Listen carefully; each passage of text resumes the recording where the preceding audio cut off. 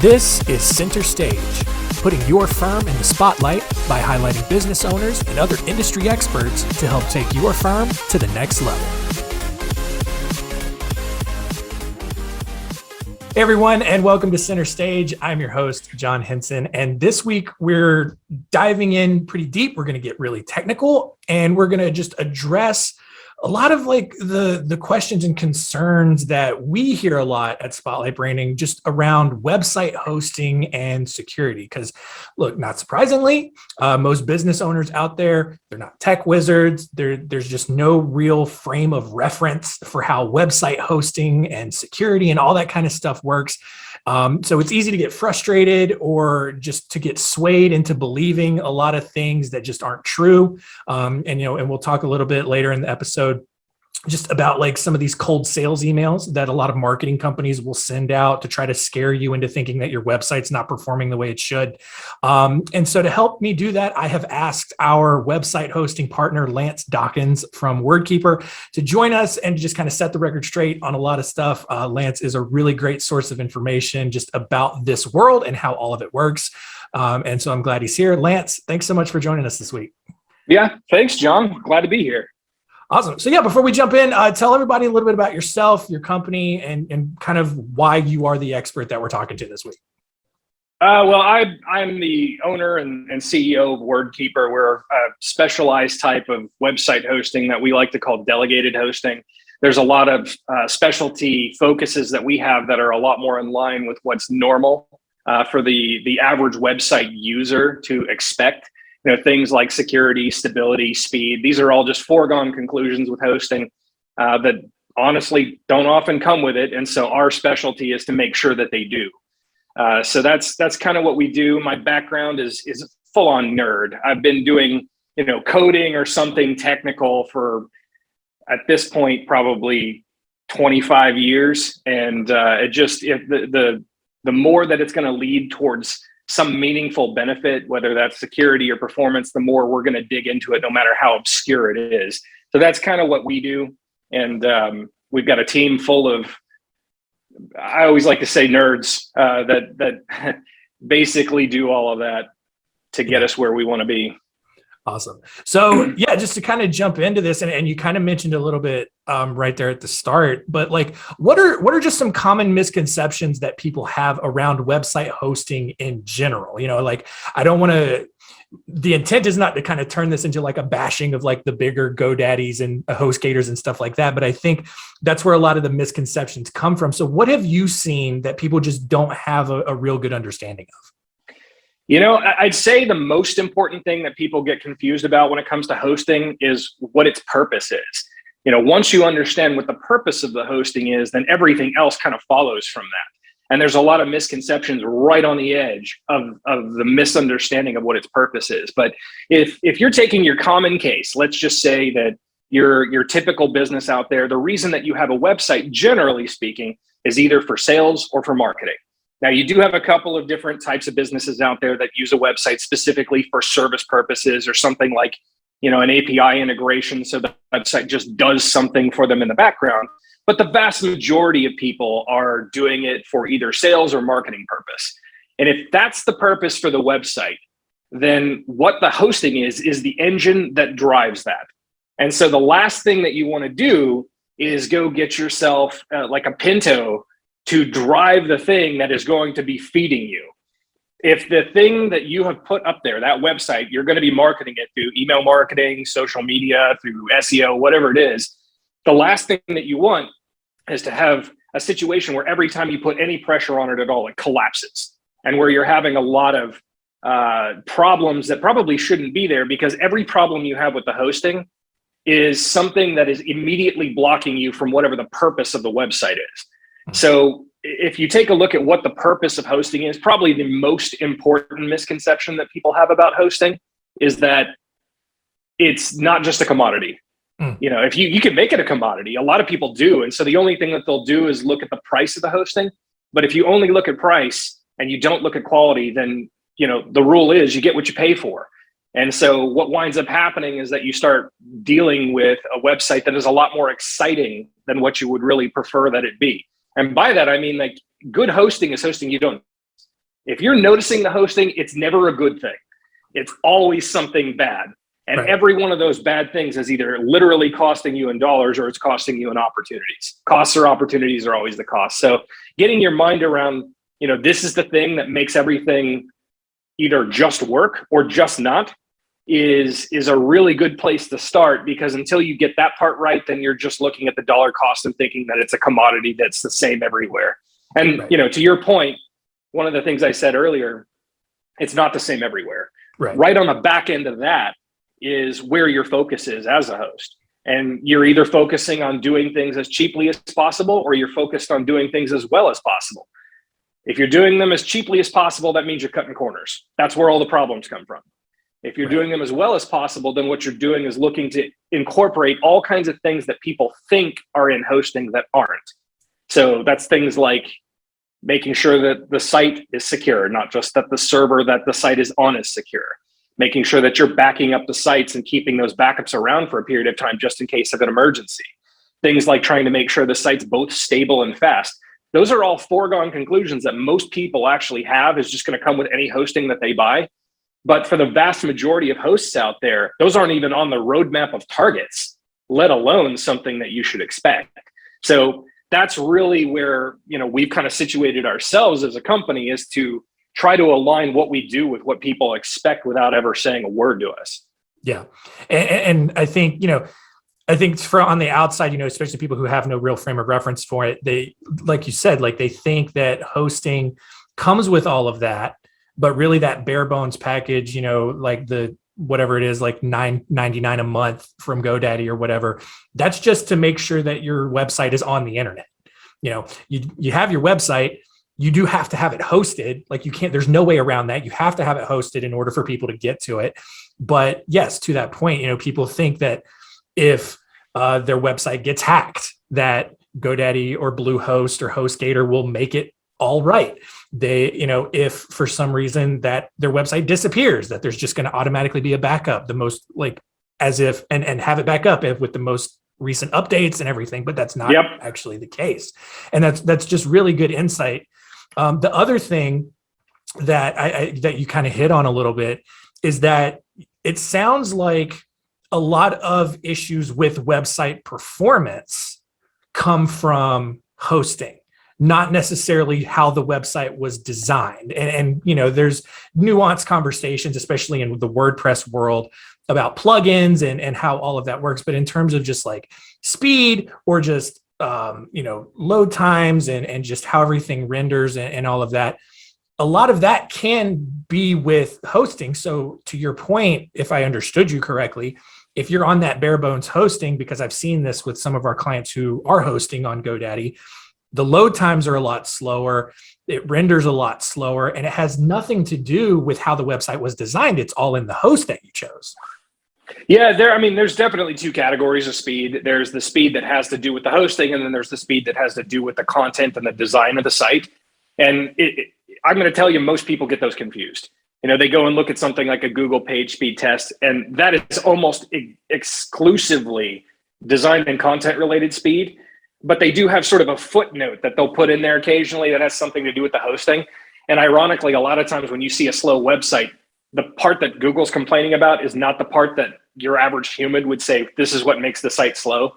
It's the other kind, the hosting kind. And that hosting kind, if you really think about it, it's not as mysterious as you might think.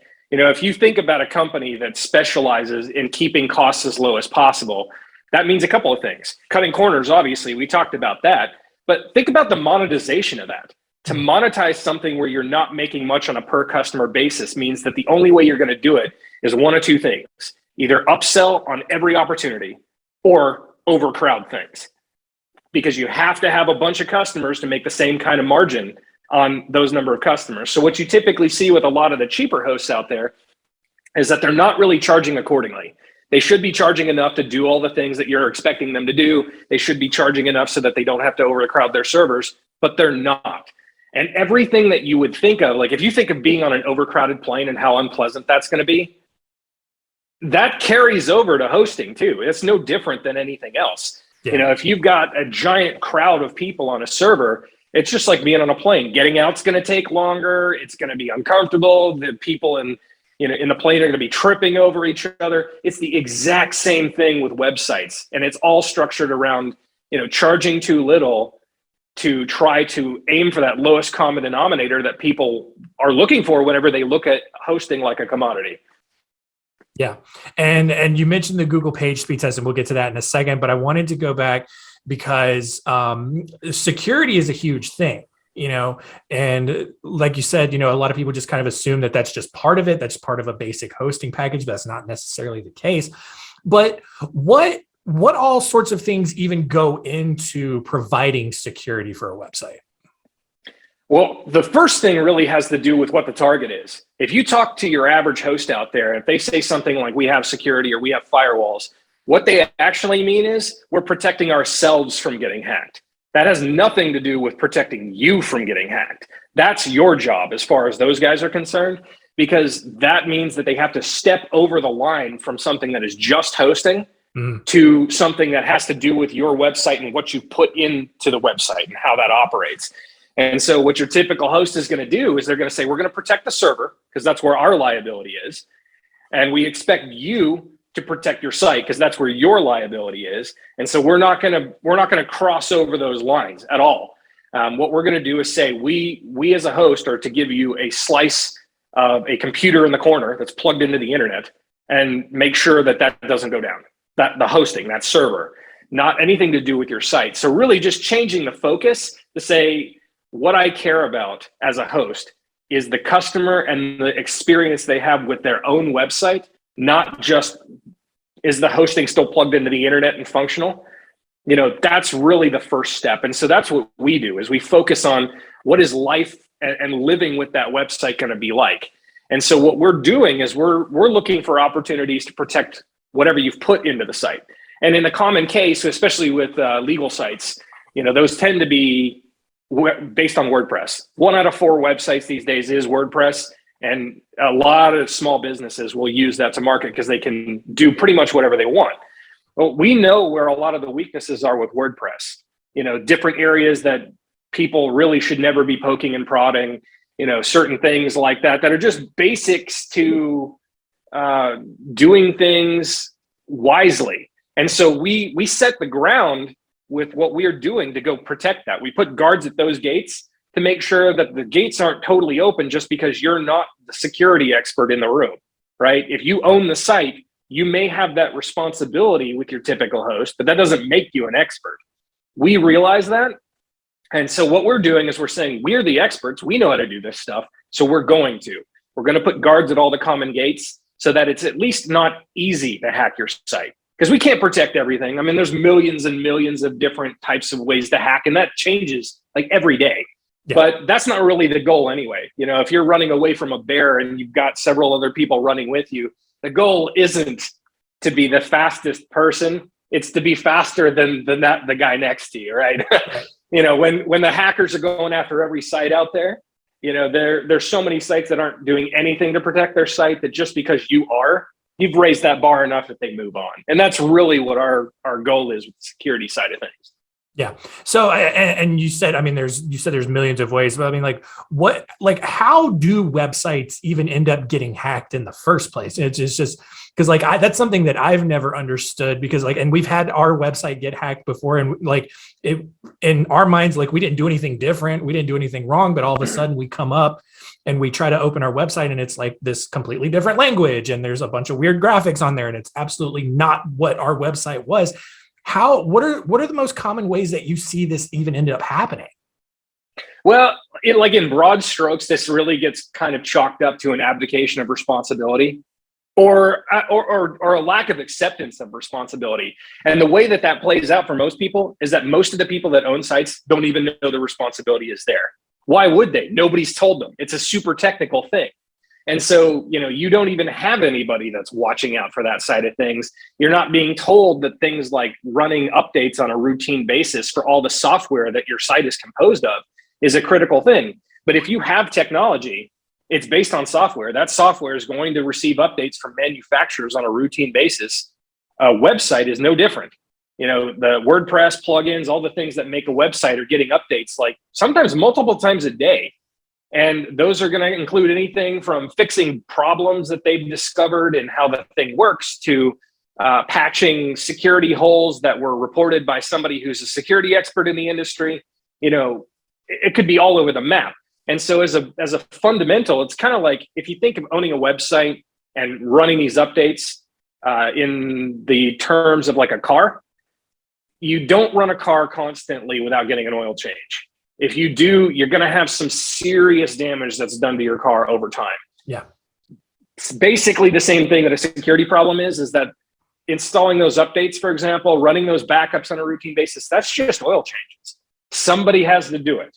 And if the answer is nobody's doing it, then over time, eventually a hacker is going to figure out that something that was a bug in a plugin that you're using 6 months ago had a security issue in it that they could just walk right in the front door on.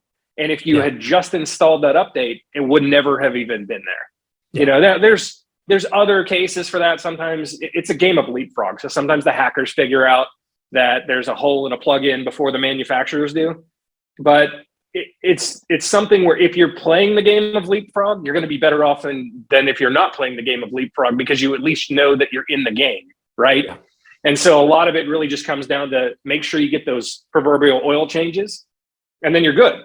Right. And I don't want to give you the impression like just because you're doing all the right things doesn't mean you're unhackable. You're not just suddenly Fort Knox. Right. So there's always contingencies too. Like if they get through all of that, then what? Because if you've done all the right things and you get hacked anyway, you still have to do something about that. And so having that contingency plan where you know who it is that's going to take on that responsibility is kind of the next thing. Mm-hmm. And there's all kinds of hosts out there. We're definitely on the sort that says, look, if we're the ones that have the guard at the gate, then we're also the ones that need to be there to clean up the mess if they find a way to shoot the guard, right? Right. So it just depends on your host as to whether that's even something they're looking at as to their responsibility or not. But it is somebody's responsibility. And if you don't know the answer to whose responsibility, then the answer to that question means it's yours as the site owner. Yeah.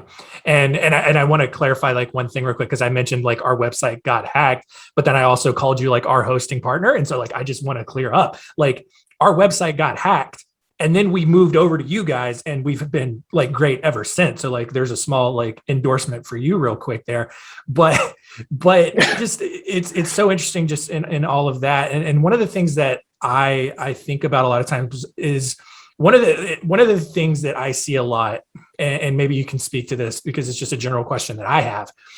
I see a lot of times where like websites or platforms will be down because of server maintenance. Mm-hmm. And like, it feels like an inconvenience. I mean, it's usually done in the middle of the night, so it doesn't bother me anyway. But what does that actually mean? Is that when they're going in and just kind of doing those oil changes and just making sure that everything is up to date and that there aren't any obvious holes and things that where people can get in and hack it? It's kind of all of the above. It's just at a different level. What we were talking about earlier with oil changes was doing it at the WordPress level or at the website level, whatever you've used to build your website. Right. The server maintenance you're talking about is the same thing, but it's at the server level. So that's a purely hosting thing. Yeah. That stuff has to be done all the time. And depending on what it is, sometimes it's going to be a little bit louder than others. Every so often we'll wind up in a situation where we've got to get loud with the way that we do it. So I think it's been a couple of years since the last one of these, but there were these warnings that went out that said basically like 97% of all computers in existence have a security problem.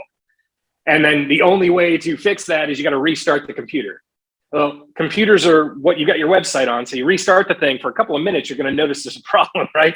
Right. Because that's, it's just like turning off your computer at home. Everything you had running on it just stopped while you were doing that. That stuff's pretty loud, but a lot of it you could just do in the background. And that's exactly what we try to do most of the time, is just do that stuff in the background, with the exception of those ones where there's just no other choice. But it's still oil changes. They've got to be done. The question is by who and how often, right? Yeah. So last big question that I have for you, and you mentioned it a little bit earlier, are these Google page speed tests. And I know that we have sent a lot of this your way because our clients will come to us and be like, hey, I got this email from this SEO company or this other marketing company, and they say my website is just doing really badly. Like it's failing all of these tests in Google, and it's hurting my website, and people aren't going to it, and it's all of this stuff.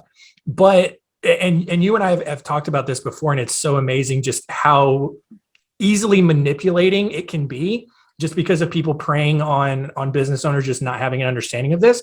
Yep. So you hit on it a little bit before, but why is it that Google page speed test and these cold sales emails in general really just actually aren't truthful or don't really tell the full story?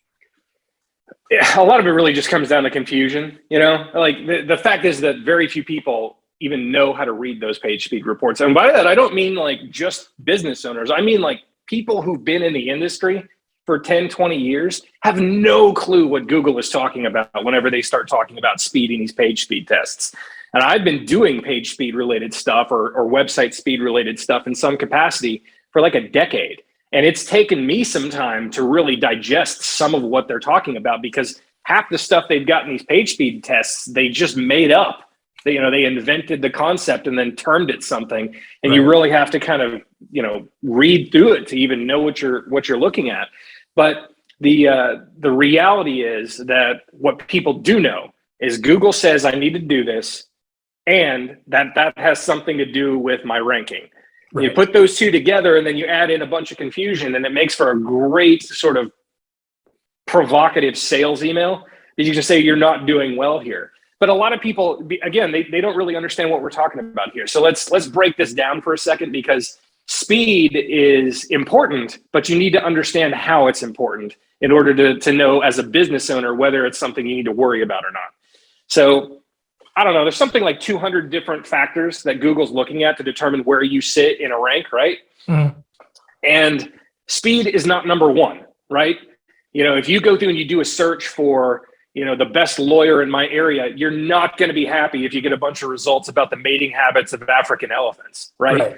Just because that site happens to be faster doesn't make it more relevant. And that's never going to change. When people go and search for something, they want to see results that have something to do with what they searched for. So speed comes into play at a point, but that point is after you've already filtered out all the crap that has nothing to do with what somebody searched for. And so when it comes down to it, if you've got a direct competitor in your area that has a site that's basically on the same level as yours in terms of what you're saying and what you're offering, and let's say all other things being equal, then the thing that's going to tip the scales between the two in a Google search rank is which one's faster, right? Mm-hmm. But that's the point where it comes in. It doesn't come in prior to that. So is it important? Yeah, it's important, because it's the thing that's going to help tilt the scales in your favor once you get down, right down to the level of what you're looking for. But all the way up until that point, you've got way bigger fish to fry. You don't want to be talking about the wrong things on your website everywhere.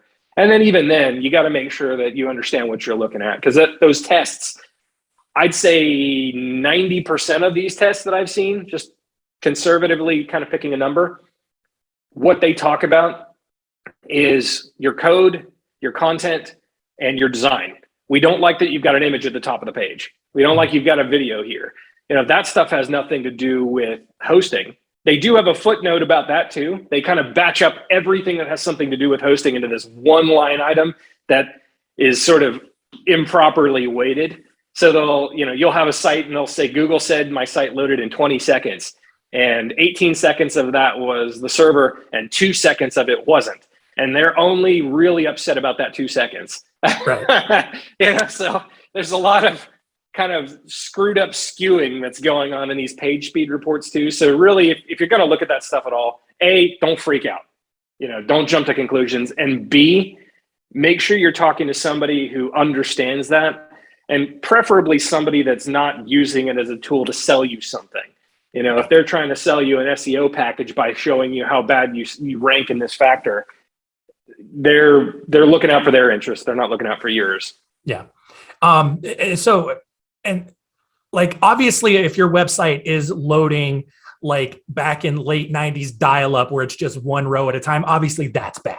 All right. Yeah. But most websites today, I mean, they come up pretty quick. So like, I mean, in terms of like page speed, I mean, like, what are we talking about here that's like where it becomes a huge difference? I mean, is it milliseconds? Like, is it something that like the average human eye is even going to notice? You tend to notice it, but mostly only on things like cell connections or really slow computer, like home connections, home internet connections, stuff like that. You're going to notice it if those are very slow or if you're on a cell connection. So the people that are going to notice it the most, let's just say that you're a lawyer and you're in a rural part of the world or of the United States here. If you happen to be in a rural area, then your primary demographic's probably going to see this a lot more. It's going to matter to them a lot more. Because in rural areas, you don't generally have like awesome 5G infrastructure, right? You're going to be dealing with a lot slower phones. You're going to be dealing with a lot slower connections. Those people are going to notice if your site has, images the size of MP3 files on there, because they have to download all that stuff just to see your site. People in really congested metropolitan areas will also see that, because that's the opposite problem. You got great 5G infrastructure, but you've got like 6 million people fighting for it. That's another area where sometimes you're going to wind up seeing it. But if you're talking the suburbs, a lot of the people in the suburbs never notice this stuff because they've got, relatively immediate access to good internet speeds on good phones, stuff like that. But you just have to consider your demographic here. If you're in a rural area or you're in a heavily metro area, or you just know that the internet sucks on mobile phones in your area, then you got to pay a lot of attention to it, because it's going to be like using dial-up internet from 99 if you got a ton of images or something. But, outside of that, Google, what they're really saying is, look, we want most common cases on a phone for a website to load in about 4 seconds, and most common cases on a computer that's plugged into the internet at your house or your office to load in like 2. That's pretty reasonable. And if you're pretty close to that, that's really the big thing here. Because until you start getting up over, 4, 5, 6 seconds, the massive amounts of attrition that you would get off of your marketing efforts doesn't fully kick in. Right. So, and then I think one of the biggest things that you shared with me in talking about the page speed test is that Google's own properties, like Google's own website properties, like the YouTubes and other stuff out there, they fail the page speed test.